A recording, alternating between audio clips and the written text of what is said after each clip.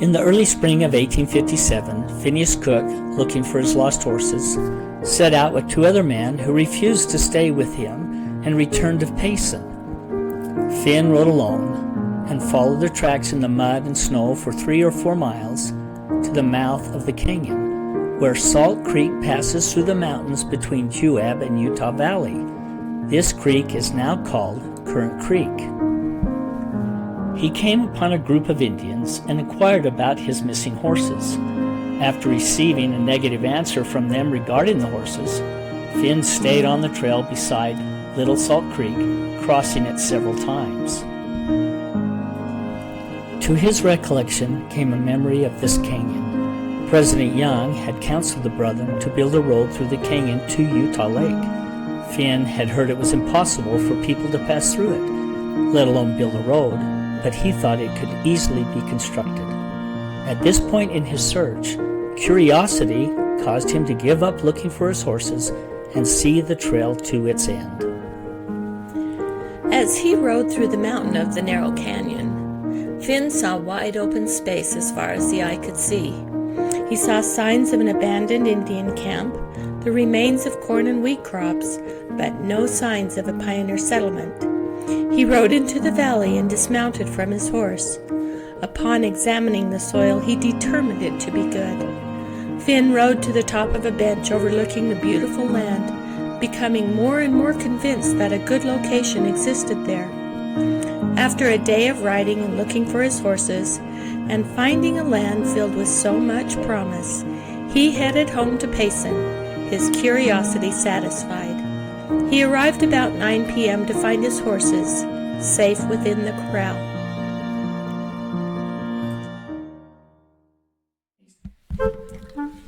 When Phineas realized he had no land in Spanish Fork or in Payson, he sought and received permission from Brigham Young to make a new settlement in the newly discovered land.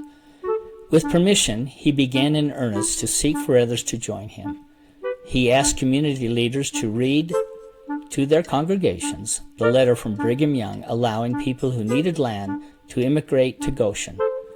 Unfortunately, few of these leaders read the letter.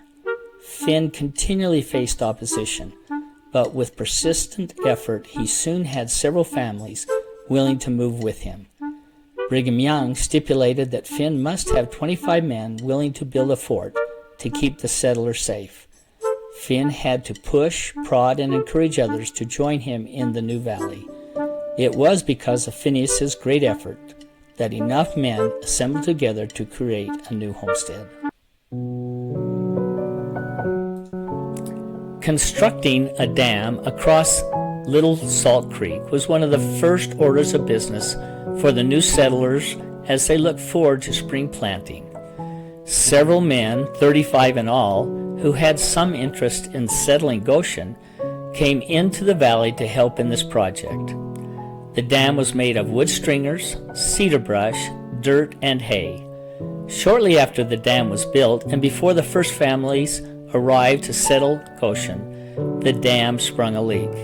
Finn, conscious of the money spent on the dam thus far, arranged repairs at very little cost.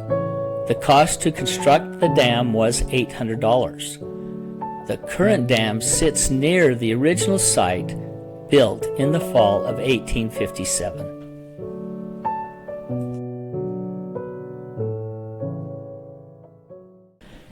The construction of Fort Sodom began in November 1857 under the direction of Bishop Cook. The enclosure covered about 2 acres and was laid out in a square. The walls were built of large cedar posts and filled in with sod from the nearby meadow. This provided the needed protection for both man and beast. The buildings inside the fort were mostly log cabins with sod chimneys and gunny sacks over the windows in place of glass. Other dwellings inside the fort were dugouts. At night, cattle, horses, and sheep were locked inside the fort. Guards were on duty both day and night. Indians usually attacked on Sunday, knowing everyone was at church. In the fall of 1858, a school was started. The students met in Bishop Cook's home. The home was one log room with willows, canes, and dirt for the roof. There was no floor. In the spring of 1859, the fort flooded, making it unlivable. The current owner of the land where the fort stood, Jeff Steele, stated his property floods every year in the spring.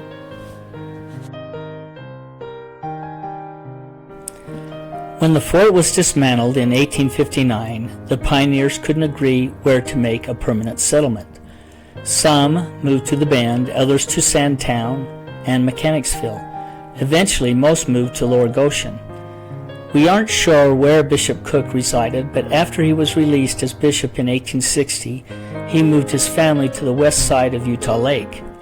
Brigham Young made the final decision where the permanent settlement would be, which is the town's current location.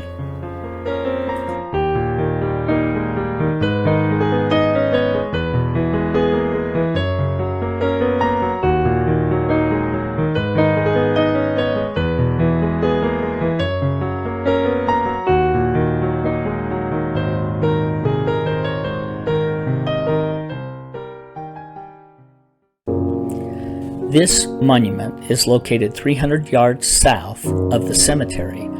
The monument plaque reads, "The original Goshen Pioneer Cemetery, in ground made sacred by the sacrifice of original and native pioneers who gave their all for their faith." There were 3 sons and 2 daughters born to Phineas and Ann Eliza while living in Goshen. Sadly, their 2 daughters, Mary, born in 1857, and Martha, born in 1861, died on the day of their birth. Neither daughter was listed on the monument. However, it is possible they are buried there.